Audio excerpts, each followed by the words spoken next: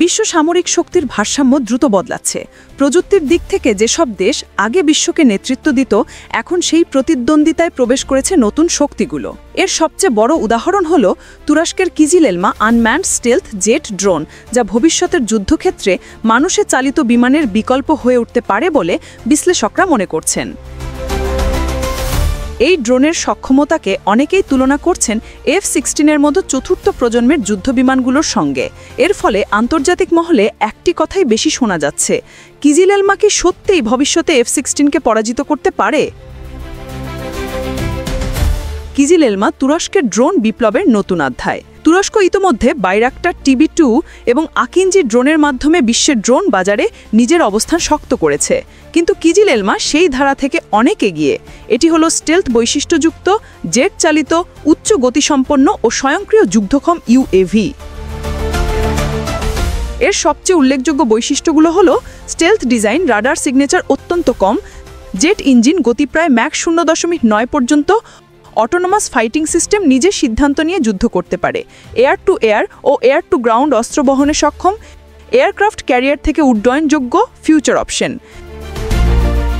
এই সক্ষমতার কারণে কিজিল এলমাকে ভবিষ্যতের লো কস্ট স্টেলথ ফাইটার হিসেবে দেখা হচ্ছে।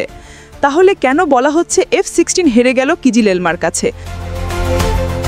বাস্তবে কোনো লাইভ ডগ ফাইট হয়নি, তবে বিভিন্ন সিমুলেশন, সামরিক বিশ্লেষণ এবং সম্ভাব্য ভবিষ্যৎ যুদ্ধের প্রযুক্তিগত তুলনায় দেখা যায় কিছু ক্ষেত্রে কিজিল এলমা F-16 চেয়েও এগিয়ে যেতে পারে, যে কারণে X-16 অসুবিধায় পড়তে পারে। রাডারে ধরা পড়ার ঝুঁকি কম, কিজিল এলমা স্টেলথ F-16 নয়, অর্থাৎ F-16 তাকে আগে শনাক্ত করতে পারবে না, কিন্তু কিজিল এলমা F-16কে অনেক আগেই ধরে ফেলবে। ড্রোন হওয়া ঝুঁকি কম, যুদ্ধের ড্রোন পাঠানো যায়, পাইলটের জীবন রক্ষা পায়, অর্থাৎ আক্রমণাত্মক সিদ্ধান্ত নেওয়া সহজ।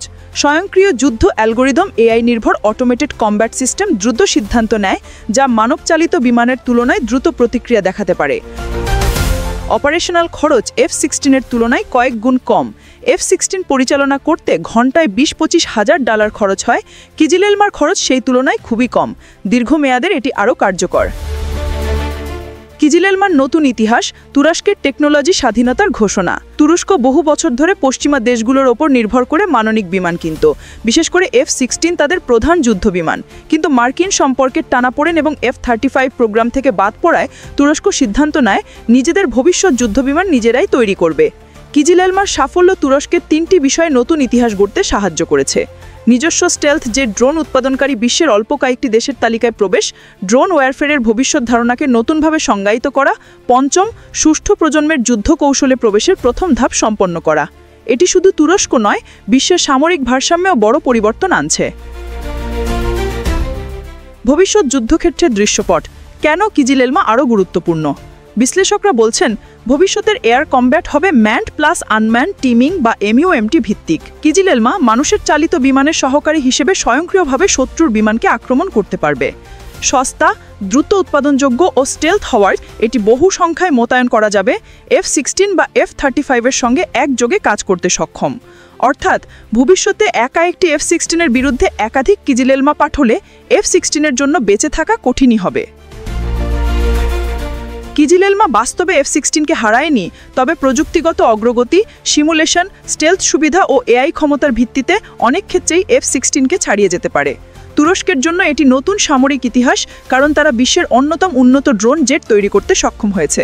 ভবিষ্যৎ যুদ্ধক্ষেত্রে কিজিল এলমা এক বড় পরিবর্তনের প্রতীক হবে।